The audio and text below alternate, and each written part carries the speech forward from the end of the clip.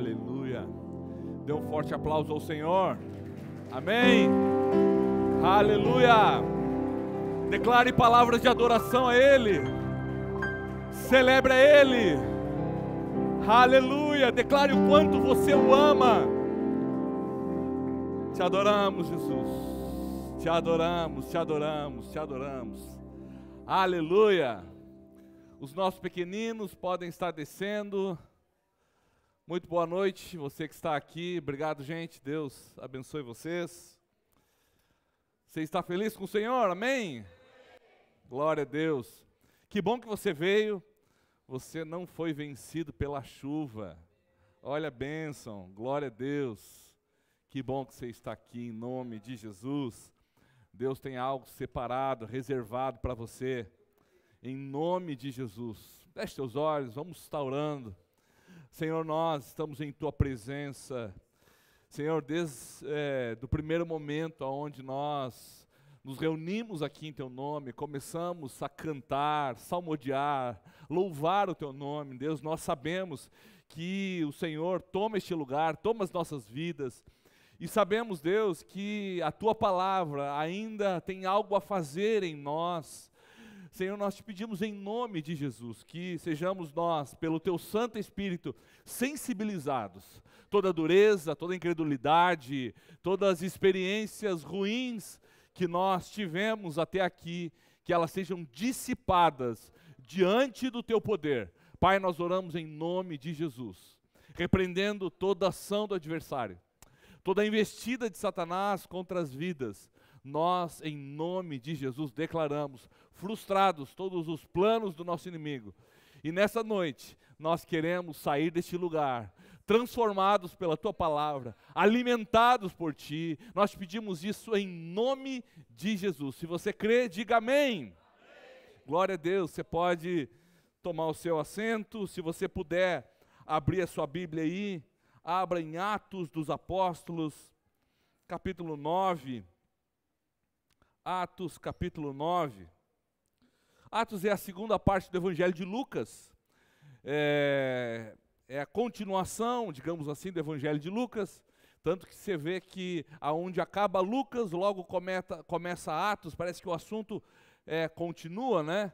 E é o mesmo autor. Lucas escreve o Atos. E a ideia, né, enquanto Lucas revela Jesus como Messias, Atos, ele continua no seu primeiro momento falando e fala da vinda do Espírito Santo. No desenrolar da história fala do processo das boas novas chegarem a Jerusalém e se espalhar até Roma. Então esse é basicamente a conversa, é basicamente o que está sendo dito em Atos dos Apóstolos. E é um momento onde também a gente vê algumas ações da igreja, os primeiros cristãos, se movendo e sendo visitados por Deus. E eu queria nessa noite usar uma experiência que acontece aqui em Atos dos Apóstolos, capítulo 9, é a conversão de Saulo. Né? Até então Saulo, e logo depois, né, mais conhecido por nós como o apóstolo Paulo, né? Talvez, certamente, o autor que mais escreve no Novo Testamento, o autor das cartas pastorais, tanto encorajamento, tanto valor doutrinário que nós temos hoje, tantas normas que nós temos hoje como igreja. Paulo foi inspirado pelo Espírito Santo a escrever. E aqui o capítulo 9 fala da conversão dele. Paulo, para quem não sabe, ele era um perseguidor da igreja. Paulo cresceu, tinha mais ou menos quase, ele cresce em Jerusalém, ele tem algumas coisas muito semelhantes a Jesus, a história dele é muito parecida no que diz respeito à sua cronologia, como as coisas foram acontecendo, mas a verdade é que até o momento de um encontro que Paulo tem aqui, até o momento onde alguns dizem que Paulo cai do cavalo, né? Já ouviram essa expressão? Que Paulo tem um encontro com Jesus e cai do cavalo. O que a gente não consegue é encontrar o cavalo na história aqui, mas ele cai. A Bíblia diz que ele cai por terra, não sei se de um cavalo, não sei se de uma carroça. Vocês continuam me ouvindo? Amém? Acabou o som, mas tá tudo ligado aqui. Sei lá.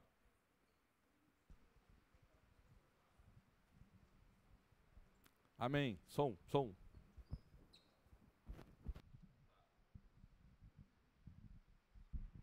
Amém. Som. Estão me ouvindo agora? Que bom, você não está surdo. Foi só falha técnica. Gente, então, aqui fala da conversão dele.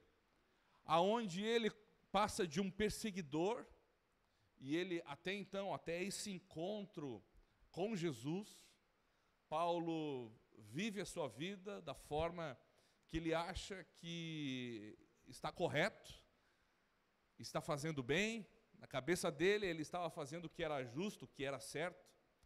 E é interessante que essa conversão de Paulo, ela é a minha conversão e a sua conversão.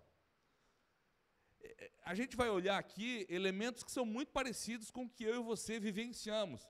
Na verdade, o desdobramento do evangelho que se dá na vida de Paulo, se dá na minha vida e na sua vida também. Então, acompanha comigo lá, Atos capítulo 9, vamos ver a partir do verso 1. Eu ia ler só 2 versos, o 10 e o 11, mas vamos ler a partir do verso 1, para que a gente possa entender melhor a cena. Então diz assim, a partir do verso 1, enquanto isso, Saulo ainda respirava ameaças de morte contra os discípulos do Senhor. Dirigindo-se ao sumo sacerdote, pediu-lhe cartas para as sinagogas de Damasco, de maneira que, caso encontrasse ali homens ou mulheres que pertencessem ao caminho, e pertencer ao caminho significava ser um discípulo de Jesus, né? Então, eles eram chamados naquele primeiro século como os homens, as pessoas do caminho. Então, aqui, ele recebe cartas que dão autoridade para ele encontrar alguém do caminho, e diz assim, pudesse levá-los presos para Jerusalém. Em sua viagem, quando se aproximava de Damasco, de repente brilhou ao seu redor uma luz que vinha do céu. Ele caiu por terra, e é aqui que as pessoas colocam um cavalo na história, mas ele caiu por terra, e ouviu uma voz que dizia, Saulo, Saulo, por que você me persegue? Saulo perguntou, quem és tu, Senhor? Ele respondeu, eu sou Jesus, a quem você persegue. Levante-se, entre na cidade, alguém lhe dirá o que você deve fazer. Os homens que viajavam com Saulo pararam emudecidos, ouviram a voz, mas não viram ninguém. Saulo levantou-se do chão e, abrindo os olhos, não conseguia ver nada. E os homens o levaram pela mão até Damasco. Por 3 dias esteve cego, não comeu e nem bebeu. Em Damasco havia um discípulo chamado Ananias. O Senhor o chamou numa visão, Ananias, eis-me aqui, Senhor, respondeu ele. O Senhor lhe disse, vá à casa de Judas, na rua chamada Direita, e pergunte por um homem de Tarso chamado Saulo. Ele está orando. Amém? Grande, né, o texto que nós lemos. Mas isso retrata o momento, talvez o clímax, o ponto alto da conversão de Paulo se dá aqui. E é muito semelhante ao que eu e você vivemos. Paulo está na conduta da sua vida, na sua jornada, achando que está fazendo o que era certo. Paulo, como eu falei para você, cresceu em Jerusalém, ele foi instruído por Gamaliel, um doutor da lei, alguém que conhecia a Torá como ninguém. Paulo tinha sido instruído nas leis de Deus, e quando Paulo percebe surgindo uma seita de um tal de Jesus, aonde as pessoas começavam a estar dispostas a morrer por esse homem, Paulo sente que aquilo ali, isso não é alguma coisa muito legal, embora esse Jesus faça milagres, levante paralíticos, ressuscite mortos, muda a história de pessoas, tem mudado até mesmo alguns judeus, mas ainda assim, esse negócio é muito estranho de tudo que nós ouvimos. Então Paulo, no seu zelo, começa a perseguir, e começa a lançar esses cristãos na cadeia, em prisão, e era a família inteira, e todo mundo preso. Paulo começa esse processo de perseguição, achando que está fazendo certo, mas no meio do caminho, ele tem um encontro com Jesus. No meio do caminho, uma luz o envolve e uma voz o chama. Talvez foi assim com você. Você caminhando, achando que estava tudo certo, achando que você estava na sua jornada correta, aí, em dado momento, algo te envolve.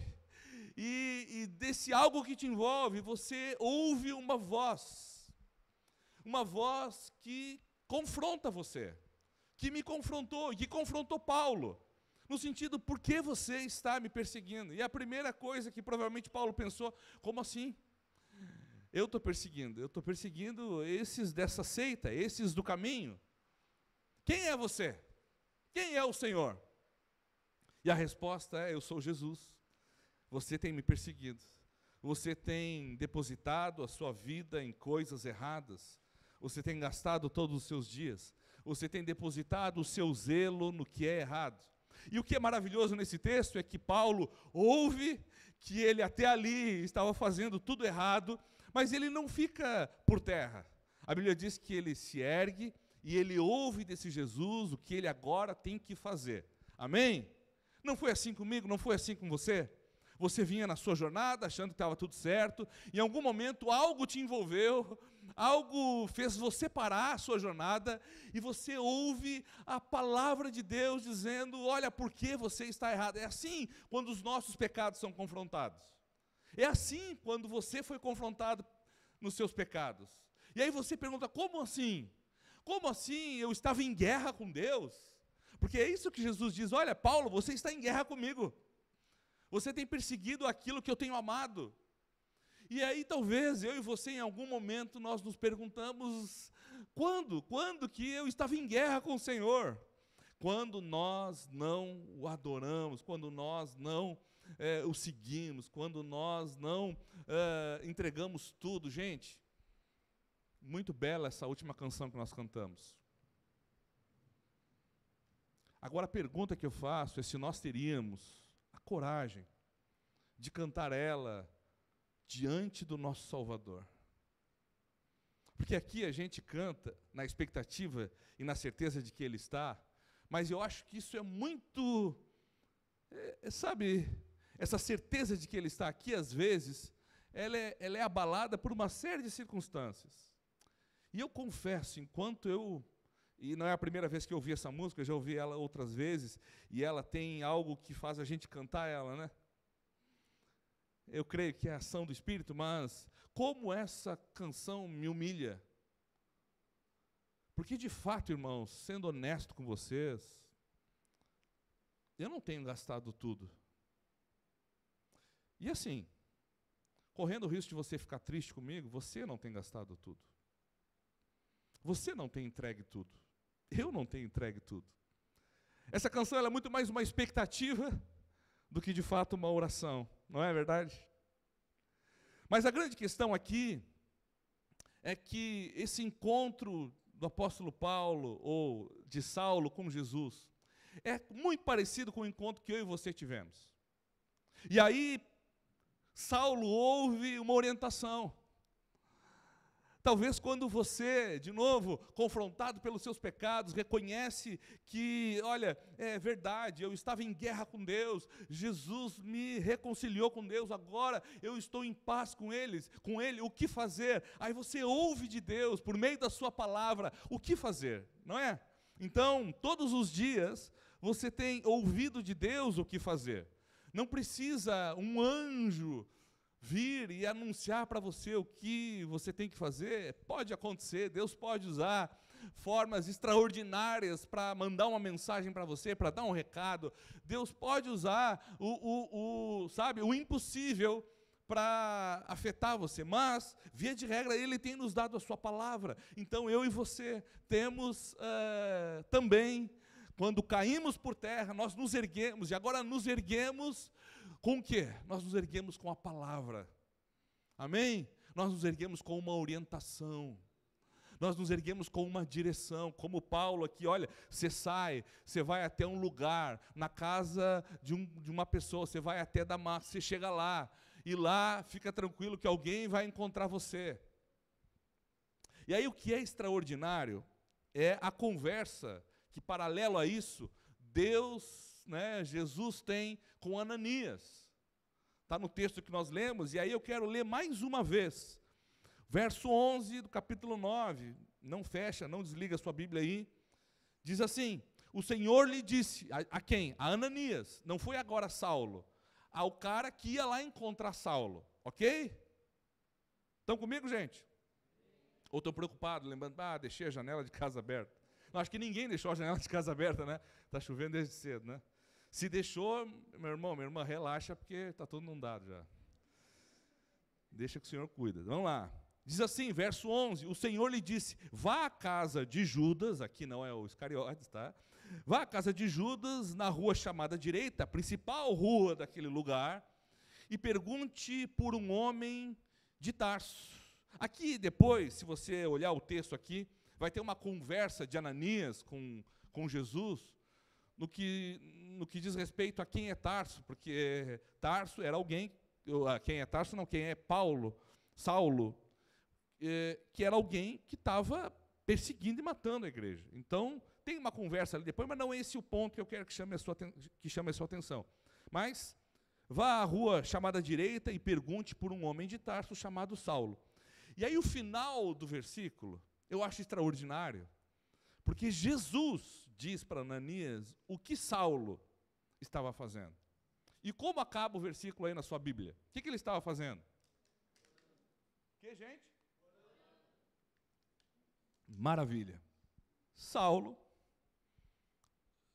que até momentos antes estava perseguindo e matando, ou consentindo com a morte, que tem um encontro e que recebe uma diretriz de vai para tal lugar, que lá alguma coisa vai acontecer. A primeira ação de Saulo, qual é? Qual é, gente? No mínimo, se passaram 3 dias, você viu aqui que ele ficou 3 dias sem comer e sem beber, e 3 dias cego. Esquece tudo isso que você ouviu até aqui, e imagine que Atos capítulo 9 estivesse escrevendo a sua história. Imagine que é você que está indo no caminho do seu trabalho. E aí Jesus aparece para você. E diz para você, filho, você está em guerra comigo. Você tem me adorado com os lábios, mas o seu coração está bem longe de mim. Você parece até um crente, quando passa correndo por ti, parece um crente. Mas na hora que você se reúne com as pessoas, você fala mal, você amaldiçoa. Então você está em guerra comigo, mas eu estou aqui. E aí você cai por terra. Você vê o seu pecado exposto, você cai por terra, a sua vida dá um giro, você levanta, não sabe para onde vai, não está enxergando mais nada, mais um passo à sua frente, você não enxerga mais. A grande pergunta, se essa fosse a sua história, como o versículo 11 acabaria? Quando Jesus fosse falar para um profeta ir lá visitar você e tirar a cegueira dos seus olhos, como Jesus diria que você estaria? Essa é a grande pergunta da noite. Será que você estaria como primeira resposta a um tombo? Ou você estaria orando, ou você estaria, poxa, mas a vida inteira eu preguei, a vida inteira eu fui zeloso, poxa, mas eu enxergava bem, agora não enxergo mais, eu tinha dinheiro, eu era cidadão romano, agora estou aqui dependendo da ajuda de pessoas. Como você estaria? Será que você estaria e eu estaria em oração, nós estaríamos murmurando, reclamando? Será que a gente estaria dizendo, mas por que comigo? Tem tanta gente ruim aí. Não é assim que de vez em quando a gente faz? Quando um filho nosso tem alguma coisa, a gente diz, mas por que o meu filho? Quando o seu pneu fura, quando você é demitido do seu trabalho, e você sabe que tem um colega no seu trabalho que é muito pior que você, pelo menos que você julga muito pior que você, qual é a sua primeira ação? Quando alguma coisa não sai de acordo com aquilo que você planeja na vida da igreja, e você diz, eu no lugar eu faria melhor, eu faria diferente. Porque aqui a primeira coisa que nós encontramos o apóstolo Paulo fazendo, até então Saulo fazendo, é orando. A primeira resposta dele ao evangelho é oração. E nessa noite eu falei já 16 minutos. Mas eu queria aproveitar talvez mais uns 16 minutos, incentivando a mim e a você a uma vida de oração. A verdade é que essas práticas, que aparentemente são simples, são as práticas que nós esquecemos primeiro. A gente prefere devorar livros de teologia, a gente prefere conhecer vários autores e a perspectiva e a cosmovisão de um monte de gente, um monte de teólogo, um monte de filósofo, para depois então, quando nada dessas coisas dá certo, eu recorro à oração. Na sua última grande dificuldade, não precisa responder para não ficar encabulado, mas na sua última grande dificuldade, qual foi a tua primeira ação? Será que a sua primeira ação foi render-se diante de Deus e dizer: Deus, a minha vida está nas tuas mãos? Ou você recorreu primeiro a todas as ações que você podia recorrer antes? A sua capacidade, a sua habilidade, ao seu conhecimento, ao conhecimento de outros, a sua expertise. Hein? Como é que nós respondemos em meio às dificuldades? Quando algo não dá certo. A grande questão, e o que esse texto denuncia nas nossas vidas, é que muitas vezes nós deixamos a oração para a última escolha. Nós vamos fazendo outras coisas, tudo que está à nossa mão a gente faz. E o erro aqui, porque esse texto ele mostra justamente o oposto. Ele diz: olha, simultaneamente, enquanto nós estamos esperando e enfrentando a vida, nós vivemos uma vida de oração. E pasmem, muitos de nós estão trabalhando para Deus sem orar. Muitos de nós, muitos pastores pregam sem orar. Muitos ministros e músicos louvam e adoram e tocam sem orar. E quando eu digo sem orar, não é orar 10 minutos, 5 minutos antes de subir no altar, mas é uma vida de oração. Uma vida de devoção. Uma vida de submissão. E uma vida posta diante da presença e do altar do Senhor. Agora, não ache você que viver uma vida de oração passa desapercebido. Uma vida sem oração passa desapercebido, porque não passa. Viver uma vida sem oração, ela vai nos expondo pouco a pouco. Quando eu e você não temos uma prática ou uma vida de oração, nós somos expostos nos nossos relacionamentos, quando nos afrontam, quando alguma coisa falha, quando a escassez vem, quando a doença vem. Nessas horas, nós somos expostos. E eu quero nessa noite encorajar você a voltar a essa prática. E eu estou partindo do pressuposto que nós precisamos voltar a essa prática, a despeito do que estamos vivendo e de como estamos vivendo. Talvez hoje você esteja vivendo no olho do furacão. Você esteja vivendo um caos na sua vida. Talvez as tuas esperanças estão se dissipando. Talvez você está aqui nessa noite me ouvindo, mas você tenha clara consciência de que está em pecado. Isso não exclui você de uma vida de oração. Isso não exclui você de ter um relacionamento com o teu Salvador. Isso não exclui você de ouvir e dizer e conversar com Ele e saber o que Ele quer e o que Ele quer de você. Se você tem o único meio de ouvir a Deus, os cultos de domingo, deixa eu dizer uma coisa para você, a sua vida espiritual está subnutrida. Amém? Misericórdia, diga assim, misericórdia. Se você não consegue cultivar, e deixa eu ler para você, não precisa abrir, mas olha o que diz lá na epístola de Judas, olha o que ele diz: amados, Judas está escrevendo, é um capítulo só, lembra, Judas aquele não é também o Iscariotes, mas é aquele que está escrevendo lá antes de Apocalipse, a última cartinha. Ele diz assim: amados, embora estivesse muito ansioso por lhes escrever acerca da salvação que compartilhamos, olha o que ele diz. Ele está escrevendo dizendo: olha, eu tinha vontade de falar para vocês sobre a salvação que a gente está compartilhando. Eu tinha vontade, Judas está dizendo exatamente isso para aqueles irmãos. Eu tinha vontade de conversar com vocês sobre coisas teológicas, sobre aquelas perguntas mais, sabe, perguntas que nós às vezes temos. Eu devo dizimar ou não? Sabe esses papos que a gente tem?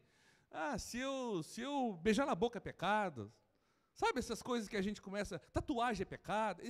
Talvez Judas está dizendo: olha, eu tinha vontade de gastar meu tempo falando sobre isso com vocês.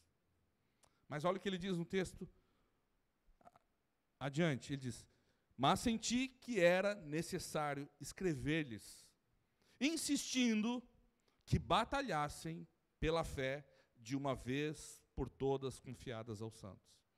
Ele diz: eu tinha vontade de conversar outras coisas com vocês, mas eu reconheço que eu preciso insistir com vocês. Judas está escrevendo isso àqueles irmãos e está falando isso a mim e a você nessa noite. Então a gente podia falar de um monte de coisa aqui. A gente podia falar do que talvez é pecado, que não é, que tipos de pecado existem, sobre um monte de coisa, sobre uma família bem estruturada, sobre o que não é uma família bem estruturada, sobre o que é uma vida financeira estruturada, sobre o que não é uma vida financeira. A gente podia falar um monte de coisa, mas a palavra diz para nós: olha, é preferível, eu fui chamado a insistir com vocês, para que nós batalhemos de uma vez por todas, pela fé que nós ouvimos. E batalhar pela fé começa a batalharmos por uma vida de oração. Naturalmente, eu e você não queremos orar. Amém? É verdade ou eu estou mentindo? Naturalmente, a nossa carne guerreia contra isso. A sua carne guerreia contra isso.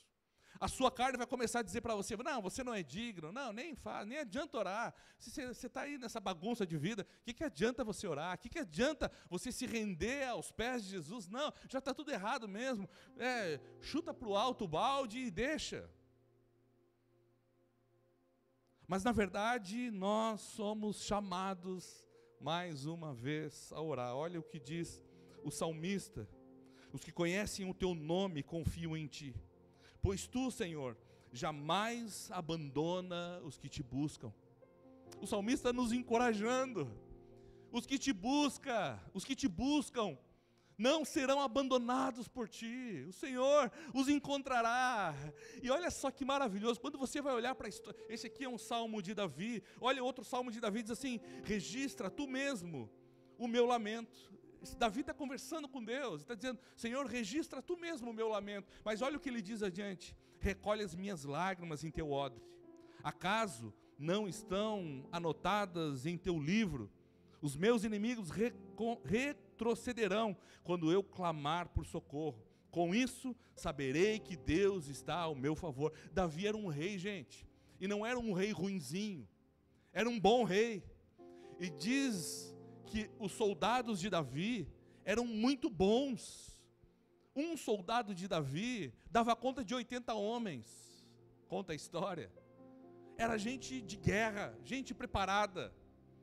Mas contudo, Davi é o cara que diz: eu posso, mas todavia eu me submeto ao que o Senhor quer fazer. É o Senhor que verga o arco. Eu sei atirar flecha, mas eu confio que Deus é que vai esticar o arco.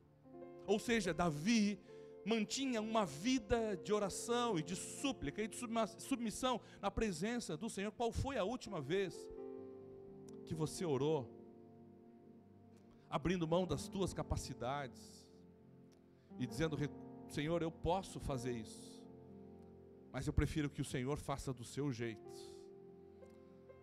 Eu tenho a condição de esmagar o meu adversário, mas eu oro para que o Senhor faça da forma certa, para que o meu coração seja guardado na tua presença. Antes de encerrar, eu queria ajudar você há pelo menos 4 atitudes de oração, sobre como orar. Primeira coisa, ore sempre. Oração não é aquele momento que você faz segundinhos antes de dormir, ou momentos antes do almoço. Pode fazer antes de dormir, pode orar antes do almoço, mas qual a última vez que você teve um momento onde você se colocou diante de Deus para apresentar as suas mazelas, os seus pecados, as suas dores, as suas angústias? Às vezes a gente tem facilidade de contar os medos e os temores para todo mundo, mas não consegue fechar a porta do quarto e dizer: Deus, agora eu vou contar para Ti o que eu estou sentindo. Ah, mas a Bíblia diz que antes que a palavra me chegue à boca, Ele já sabe. É verdade, inclusive Ele sabe o seu último dia, Ele sabe quantos cabelos você tem na sua cabeça, Ele sabe tudo, mas Ele quer ouvir de você.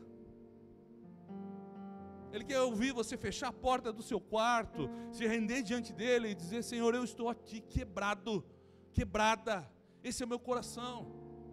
Ou você vai fechar a porta do seu quarto e vai dizer: estou aqui, orgulhoso, altivo, eu acho que só eu tenho as respostas, eu não aturo mais andar com gente medíocre. Talvez você vai fechar a porta do seu quarto e vai expor o seu coração. Mas a Bíblia diz: ore sempre. Olha o que Lucas está dizendo, lá no capítulo 18. Então Jesus contou aos seus discípulos uma parábola para mostrar-lhes que eles deviam orar sempre e nunca desanimar. Jesus afirma aos seus discípulos dizendo: vocês devem orar sempre. E depois que Jesus fala isso, ele conta a parábola daquela mulher insistente que todo dia ia lá bater na porta de um juiz que não temia Deus e nem respeitava os homens. Então Jesus está dizendo: a gente precisa orar sempre. Não é só quando... Lá vai eu com meus ditados, né? Não é só quando a água chega na sala das máquinas. O pessoal entendeu o que é, não? É quando o navio está afundando. O navio está afundando, aí a água começa a entrar e entra na sala das máquinas. Aí, agora deu, lascou. Agora eu preciso orar. É quando eu recebo a carta de intimação, aí eu vou orar. Não, é sempre. Quando o vento está soprando ao seu favor, mas quando não há vento. Quando o vento está soprando o contrário, ore, sempre. Pastor, como é que eu oro? Nós vamos falar sobre isso. Primeiro, ore com a palavra de Deus. Que seja a palavra de Deus o seu norte. Que seja a palavra de Deus, sabe, o teu guia para a sua vida de oração. Olha o que diz Provérbios: se alguém se recusa a ouvir a lei, até as suas orações serão detestáveis. Sabe por quê? Porque quando você tira a palavra de Deus da sua vida, as tuas orações vão ser a tua ganância. Está entendendo? Se você tirar a palavra de Deus da sua vida, você vai orar os seus anseios. Se tira Deus de mim, quando eu for orar, eu vou orar para que o meu adversário seja esmagado e eu seja aplaudido. Porque é a minha carne, é a sua carne. Se tira a palavra de Deus de mim, eu vou orar só para prosperar, só para ter grana, só para ter mais, para vencer sempre. Agora, quando a palavra de Deus é, sabe, o meu guia, quando a palavra de Deus vai reconduzindo, é o meu alimento, a minha oração é de acordo com a palavra de Deus. Amém? Então, ore sempre, ore com a palavra de Deus, ore com fé. Olha o que diz Mateus 21, e tudo o que pedirem em oração, se crerem, vocês receberão. Gente, oração exige de mim e de você uma atitude de fé. Agora, a Bíblia diz que se a gente tiver fé como um grão de mostarda, quem já ouviu essa expressão? A gente pode dar ordem até os montes. Porque a gente acha que eu preciso ter fé para dobrar o meu joelho e orar para um paralítico levantar.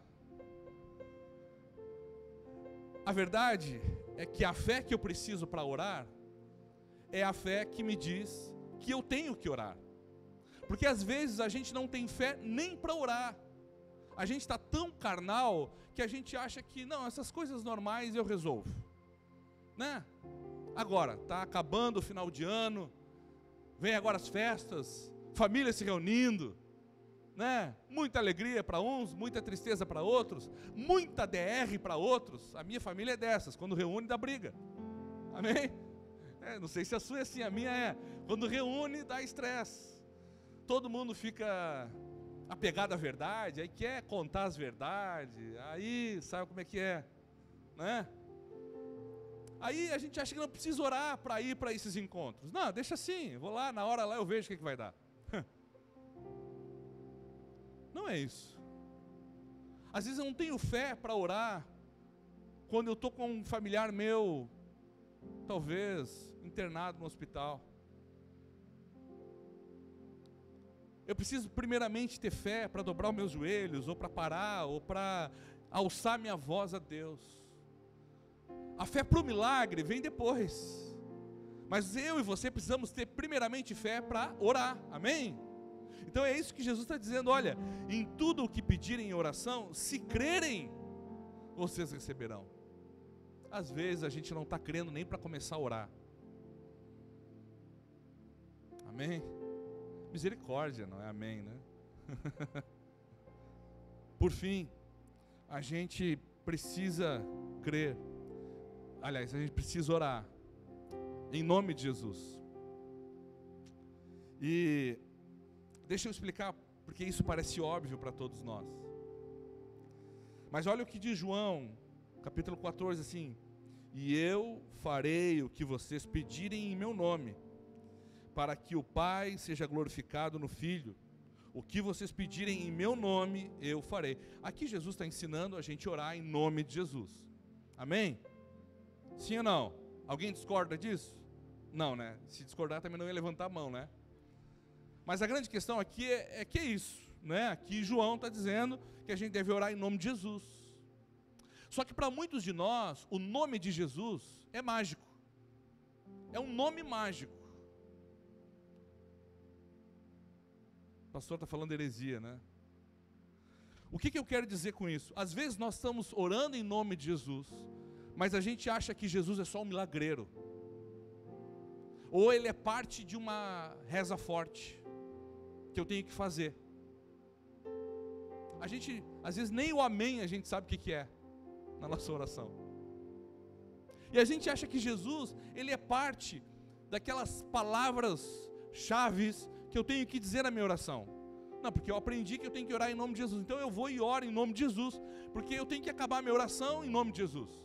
Agora, quando João está dizendo que é necessário, aliás, quando Jesus está dizendo que é para orar em nome dele, está de acordo com aquilo que João está dizendo lá no começo do Evangelho de João. Você lembra como é que começa o Evangelho de João?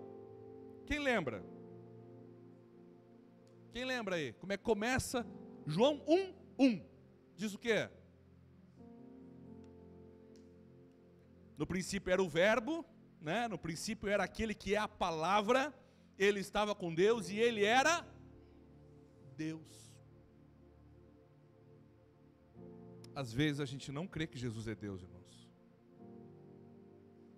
Ah, pastor, mas está brincando. Eu tenho certeza que tem muita gente aqui que é um cristão na conduta, aliás, um cristão no conceito, mas um ateu na prática. Ou melhor, é um cristão no conceito e um gnóstico na prática. Porque a diferença do ateu para o gnóstico é que o gnóstico ele acredita que existe uma força, mas ele não consegue provar isso. O ateu ele não acredita em nada, mas o gnóstico ele diz assim, não, tem uma força, eu só não consigo provar, então eu não acredito. A grande questão é que muitos estão orando em nome de Jesus como gnósticos. É uma força meio assim disforme, impessoal. E aqui quando o próprio Senhor Jesus está dizendo, olha, eu farei o que vocês pedirem em meu nome. Jesus está dizendo, eu farei o que vocês pedirem quando vocês crerem de fato que eu sou Deus. E saiba de uma coisa, O diabo não tem problema com um homem pregado numa cruz. O diabo tem problema com Deus pregado na cruz. O que faz o diabo tremer é o fato de que Deus desceu, se humilhou e se entregou. Então, a gente precisa entender que quando eu sou convidado a orar em nome de Jesus, eu preciso primeiro crer que Ele é Deus, o Deus da minha vida. Aquele que era antes, se eu voltar ao tempo, voltar eternamente, Ele sempre esteve. Porque para muitos de nós, Jesus ainda é um menino, Jesus, e agora chega o Natal, ele fica mais, Jesus, menino Jesus, né? Quase que sim, que a gente precisa ajudar ele.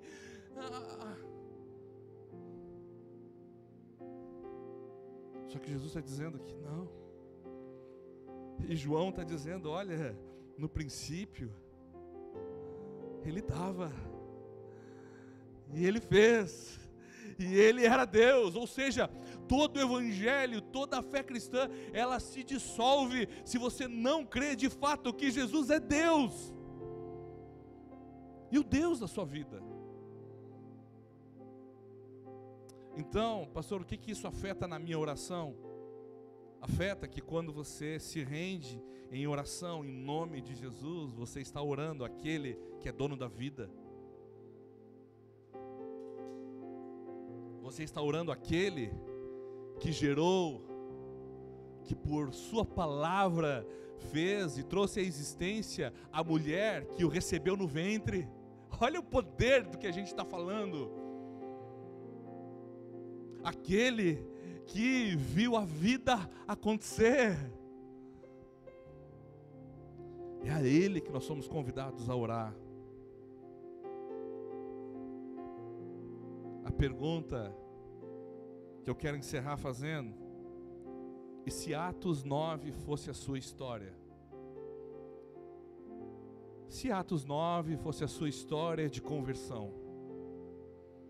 Se Atos 9 fosse a sua história de um encontro com Jesus hoje, aquele encontro que iria derrubar você de onde você está hoje? Porque não se engane, irmãos, tem muitos aqui, eu não estou falando de outro lugar, estou falando daqui, que estão aqui, mas estão como o mesmo coração de Saulo, são zelosos pela coisa errada, foram criados, conhecem a fé evangélica, mas talvez ainda não tiveram uma experiência impactante. Se Atos fosse a tua história hoje, qual seria a tua primeira ação?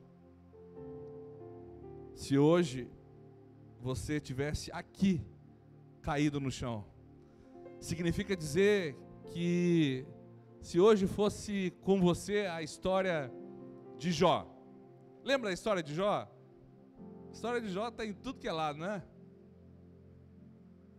Mas a Bíblia diz que Jó estava num lugar e ele recebeu uma notícia ruim.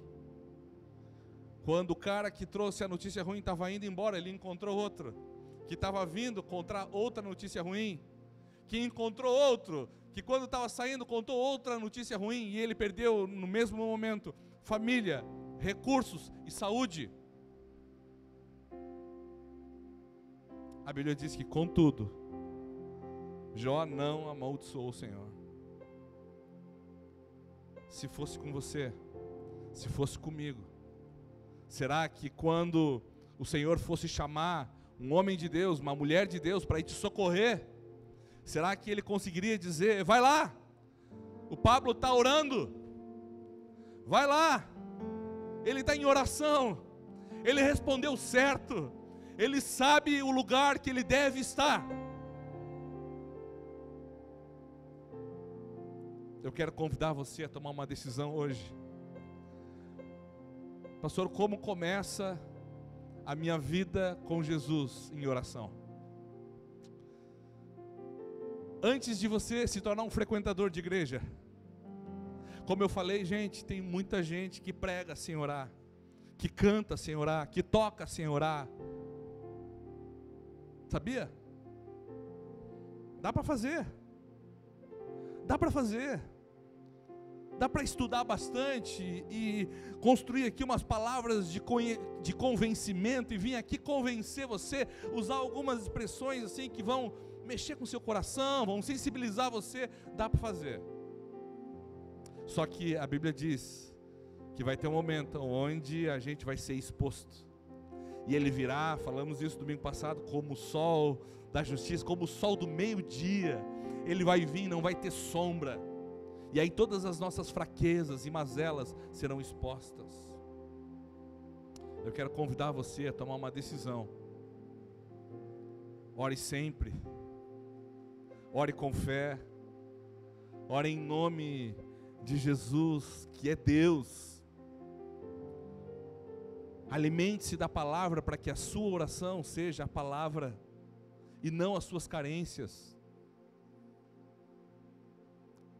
Quantos de nós, quando dobram seus joelhos para orar, a oração é: Senhor, por que comigo?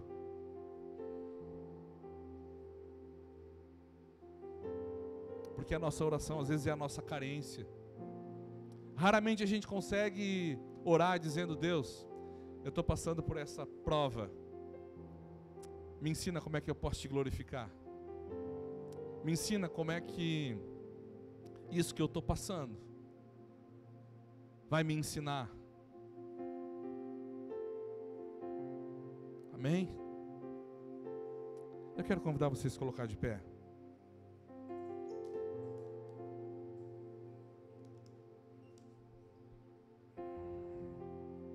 Eu quero convidar você a orar nessa noite. Pastor, o senhor falou alguns elementos que tem que ter na oração ali. Na verdade, o espírito da oração, né? Eu preciso orar a palavra de Deus, eu preciso orar com fé, eu preciso orar em nome de Jesus, eu preciso orar sempre. Mas eu tenho dificuldade no como, no que orar. Deixa eu dizer uma coisa para você. Às vezes,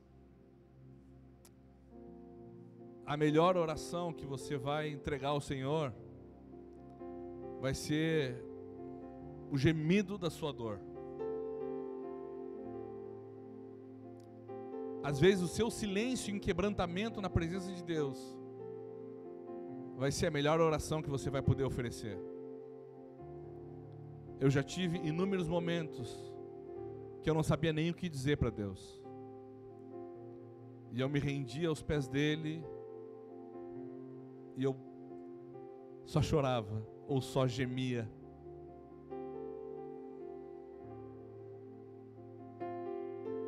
Eu quero convidar você a desenvolver essa vida de oração.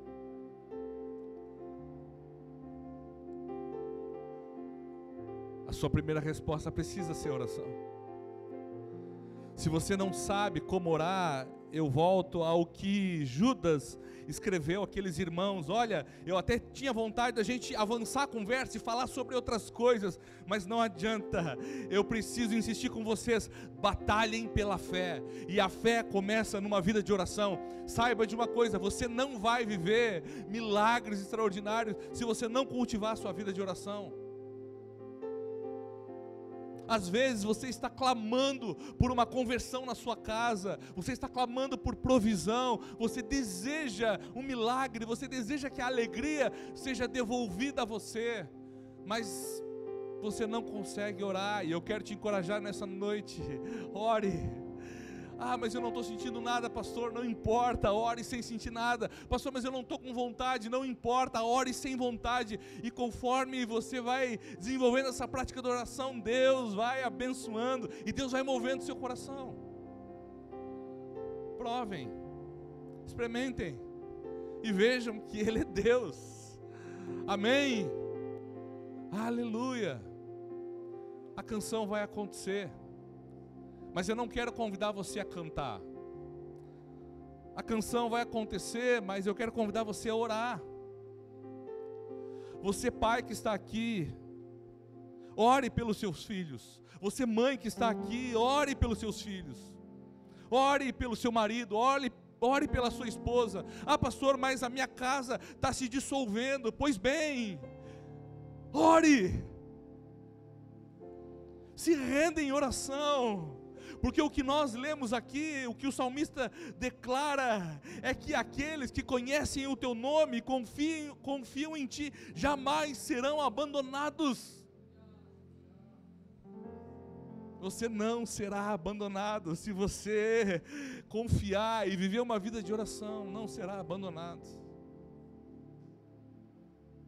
Eu quero convidar você a dar um passo de prática. Amém?